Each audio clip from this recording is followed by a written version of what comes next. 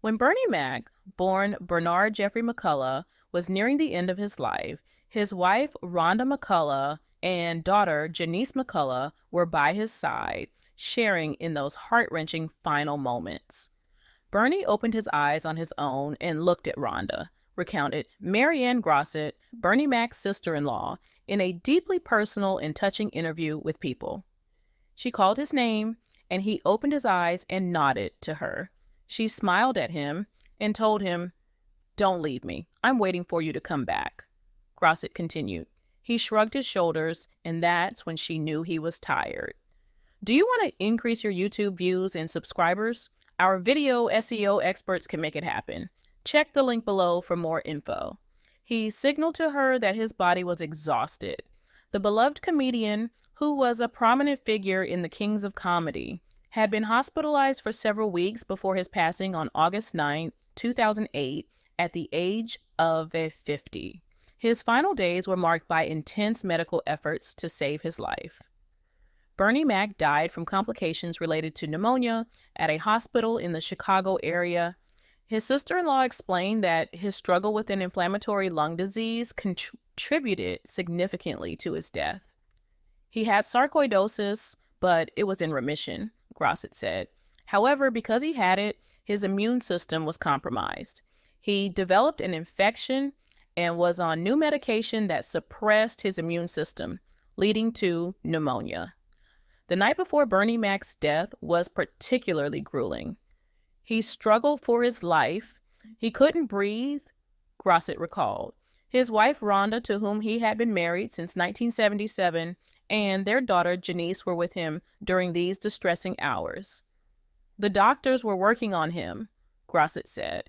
They tried to resuscitate him twice. He came back for about an hour the first time, but then he went into cardiac arrest again. Their last meaningful communication occurred on July 31st, when Bernie Mac, unable to speak, indicated that he could breathe on his own and wanted the ventilator removed. The late comedian passed away at Northwestern Memorial Hospital in Chicago. His hospitalization began on July 24th due to breathing difficulties and a fever. Initially admitted on August 1st, he was diagnosed with pneumonia and placed on a ventilator. Despite the optimism expressed in a statement by his spokesperson on August 7th, stating that Bernie Mac was responding well to treatment, his condition remained critical throughout his stay. He contracted a second strain of pneumonia while in intensive care. Reflecting on Bernie Mac's passing, Grosset shared how his wife Rhonda was coping. "She's devastated, but she's at peace with his transition because of her faith in God. That faith is sustaining her," she said. They shared 30 years of marriage, which is remarkable, especially in today's world, and that brings her joy. They loved and respected each other daily, and she was by his side until the very end. Grosset also reminisced about the couple's early years together. When they started dating, Bernie told Rhonda, "Girl, you better come on board this train because I'm going to be rich." She simply replied, "Okay." And they got married, she continued. They were just kids when they married. He was 20 and she was 19. They grew up and matured together in their marriage. What Rhonda will cherish the most is not just being his wife for 30 years, but also being his best friend. She will miss him dearly. Bernie Mac's funeral service was held on August 16, 2008, at an undisclosed location. Nearly 8 years later, in March 2016, Rhonda gave an emotional interview on Oprah, Where Are They Now?, where she reflected on her final words to her husband. "I said, 'Please don't die,'" Rhonda recalled, her voice breaking with emotion. "I said, 'I'm here. I'm waiting for you. I'll take care of you. Just don't die.'" She also shared the depth of her loss and confusion following his death. "What am I going to do?" she remembered thinking. "He was my whole life since I was 16, and I just didn't know what I was going to do. It's like, what is my reason for being here now? What is my purpose?" In honor of her father's legacy, Janice McCullough has actively worked to keep his memory alive. On October 5th, 2023, she launched the Bernie's Daughter podcast, coinciding with what would have been Bernie Mac's 66th birthday. You told me to stop wishing you happy birthday, so I won't do that today, Janice wrote on Instagram. Because according to you, you don't have birthdays anymore. But today is a birthday of sorts because I'm launching this podcast that you've guided me to do. You told me you would never leave me, and you've kept your promise. I hope you like it. I hope I'm making you proud. I miss you, but I love you so much more. On October 5th, 1957, in Chicago, Illinois, Bernie Mac was destined to leave an indelible mark on the world of comedy. Raised on the south side of Chicago, Bernie grew up in a working-class neighborhood where life was often tough. He was the second child of Mary McCullough and Jeffrey Harrison, but his father was largely absent, and his mother passed away from cancer when Bernie was just 16. Despite these early hardships, Bernie found solace in humor, which he often used as a coping mechanism. Even as a child, Bernie was known for his comedic flair. He would entertain friends and family with his quick wit and knack for storytelling.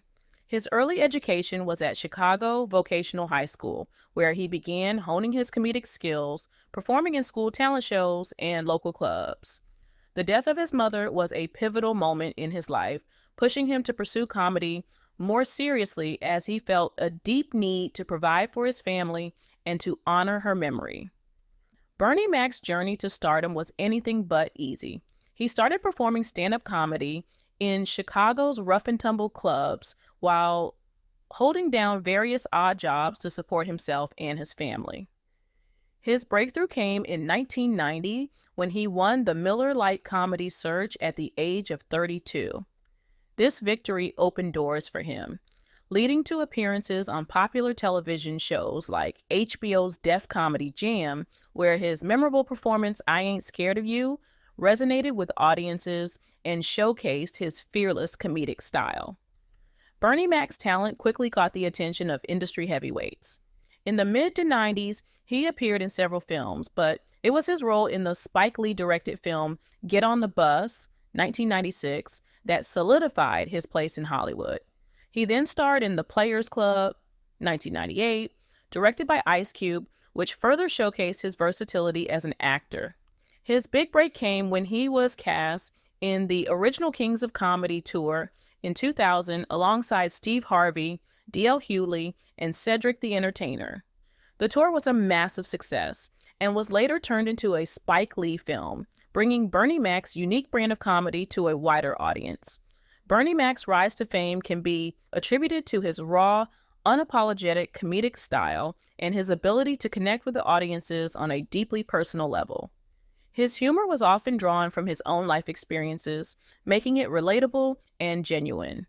His television sitcom, The Bernie Mac Show, which aired from 2001 to 2006, was a testament to his ability to blend comedy with heartfelt storytelling.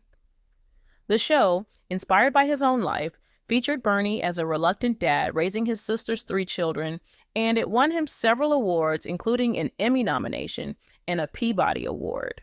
Bernie Mac's unique voice, larger-than-life personality, and relentless work ethic made him a beloved figure in the entertainment industry. His ability to transcend racial and cultural barriers with his humor earned him a diverse fan base. Even after his death, Bernie Mac's influence continues to be felt. His work paved the way for many African-American comedians, and his legacy is remembered through the countless lives he touched with his comedy. Bernie's ability to work well with others was evident in his collaborations with a host of celebrities. He starred alongside George Clooney, Brad Pitt, and Matt Damon in the highly successful Ocean's 11 trilogy, 2001, 2004, 2007, where his role as Frank Catton made him a household name. His chemistry with the ensemble cast was palpable and added a distinct flavor to the films.